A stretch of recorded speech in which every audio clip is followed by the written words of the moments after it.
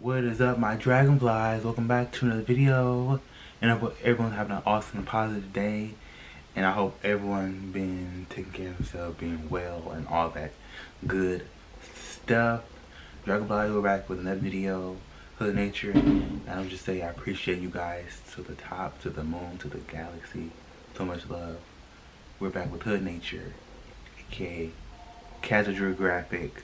And this is why Octopus self-destruct after having, you know what. So sit back, relax, get your snacks, get cozy. Let's watch. They say when it comes to the pleasures of life, moderation is key. Well, if moderation is key, this fur quagmire is the expired debit card that only ever gets touched when you get locked out of your house. Before I even start, because I know how guidelines are, instead of using that three-letter word to describe something sensually explicit, I'm just going to say cooking. This is an antechinus, and it's a marsupial endemic to Australia. What those words mean is that it's actually closer to a kangaroo than to a mouse, and it can only be found one place in the world. The land where toilets flush backwards, the landlords have pouches, and the mascot's an STD-ravaged plush toy. Anyway, what earns the antechinus this video is that they take cooking very seriously. They have a short window to mate since their breeding season lasts 3 months, but they'll only be alive for 2 to 3 weeks.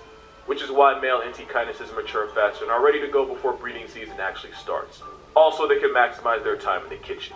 And once the male finally finds a partner to cook with, Hell's Kitchen suddenly becomes more than just a TV show. The antechinus will have cooking sessions that can last up to 14 hours. That's like 2 shifts and an overtime. There isn't even a courting process or anything. No foreplay, not even a 2-play. The male just marathons anything with a pulse on sight. And you do not want to know what my search history had to look like for me to know that. And thanks to NordVPN, nobody ever will. Because NordVPN creates an encrypted tunnel for my data and protects my identity by hiding my IP address. Which is probably the only reason I'm not on a list yet. It's gotten to the point where if somebody walks in on me researching for a video, I'm honestly better off switching to the hub. At least that would be easier to explain than a Google search of how much liquid DNA can a blue whale produce. It's like 5 to 6 gallons, by the way. Nah, if my search history ever got leaked, I'd have to change area codes. Which is great because NordVPN lets you change your location and access one of over 5,000 servers in 60 different countries. So if you want to watch SpongeBob but can't because you live in America and Netflix ain't with that, just know Australia and Netflix got you. Also, Nord servers are super fast, so you never have to feel like you're choosing security over speed. With NordVPN's threat protection, you can be safe from ads, trackers, and malware.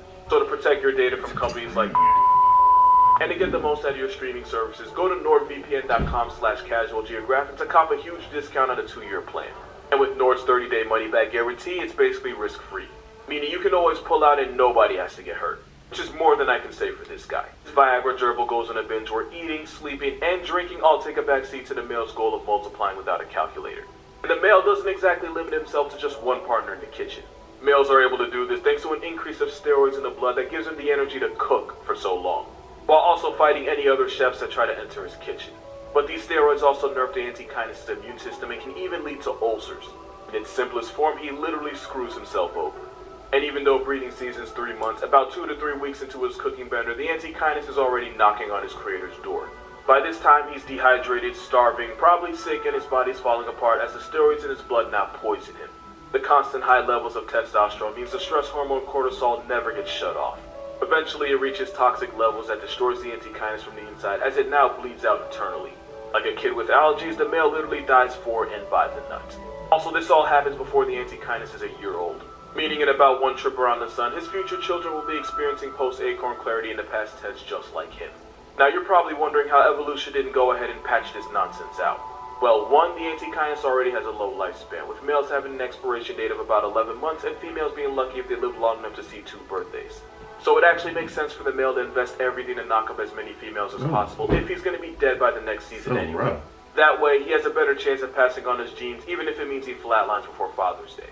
And even though he ghosts a mother in the most literal way possible, she actually has a better chance of raising his children if there's one less male around to take up extra resources. But the antechinus isn't the only animal on that kind of timing. Squidward is a lot of things, and one of them is a virgin. We know that because if he wasn't, he'd likely be dead.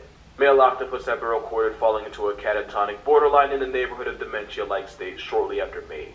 Specifically, the male giant Pacific octopus will stop eating and lose weight. Not in like the cutting for summer kind of way, since octopus don't store body fat, instead they'll metabolize their own muscles to stay alive.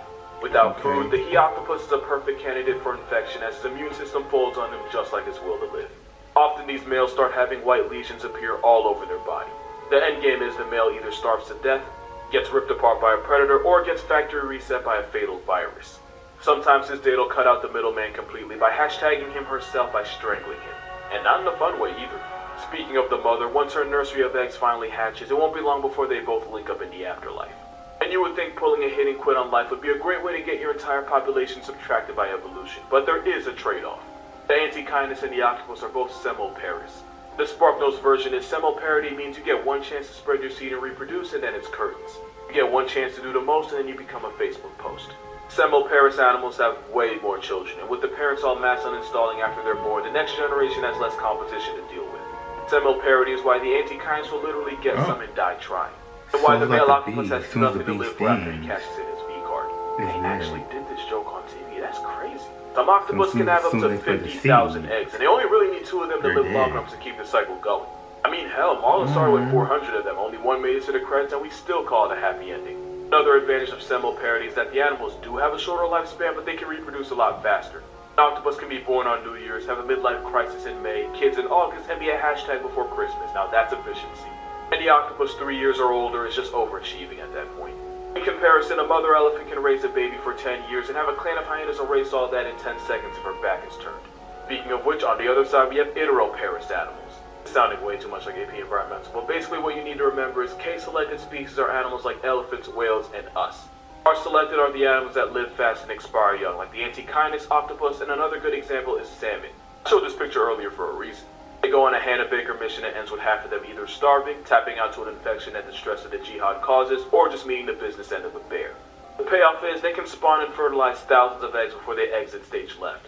K-selected species are usually bigger, have less kids but spend more time raising them, and for all their effort, they get renewed for many more seasons of life. The R's are smaller, have way more kids but are a lot less involved. They're usually the ones that get uppercut by evolution. The best example is probably the Luna moth since, as you already know, they literally don't have a mouth. It's not like they're born without one, nature just snatches it from them when they become adults. They only have about 2 weeks to live and reproduce, and only survive off whatever energy they stored as caterpillars. Once that runs out, so does their free trial to life. But it ain't all sweet for the K's either, which again includes us. Because there is an evolutionary risk in investing so much time and energy in just one kid. That's a lot of effort for something that can end up just being a walking birth control ad. We tell our kids they can be anything when they grow up, but what happens when that kid decides to be a piece of shit? Not only that, but competition for mating is much more cutthroat for K species. Going back to elephants, mothers can spend over a decade raising a single calf. That's after being pregnant for 22 months. When you're carrying a life for a couple weeks short of 2 years, you're going to do everything in your power to make sure the baby you're carrying isn't 50% scrub. Which is why when a female African elephant's in heat, every eligible male bachelor in the area will run mates with each other. Sometimes until there's one less elephant. And since the female elephant might not be available for another 5 years, down bad bulls will bury each other if they have to. In the end, it's the strongest bull that gets to be the father, which gives the baby the best genetic chance of survival.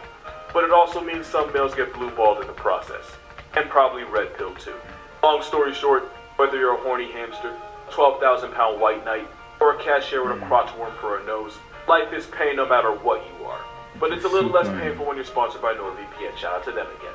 For more consistent content, make sure to follow my TikTok and Instagram since I try to post daily on both. To see videos before anyone else does, be sure to join my Patreon. Other than that, drink water, hug your mother. Don't like and don't subscribe. If you really wanted to, you would have done it by now. And have a good one. Oh, and be glad you're not an octopus. Oh my god, octopus. I can't even enjoy spreading my seed, because once I spread my seed once, it's over with. And the little gerbil also. And the elephants. My, who's gonna take it all? So tell me what you think about this video. Remember to have the most awesome positive day. Stay grateful, stay blessed, and thank you guys again. From the bottom of my heart, dragonflies, I love you to the moon. I know you love me back. And thank you again. Be sure to follow me on all my social media down below. Get that positive energy. And hope for the best for you guys. And until next time, peace.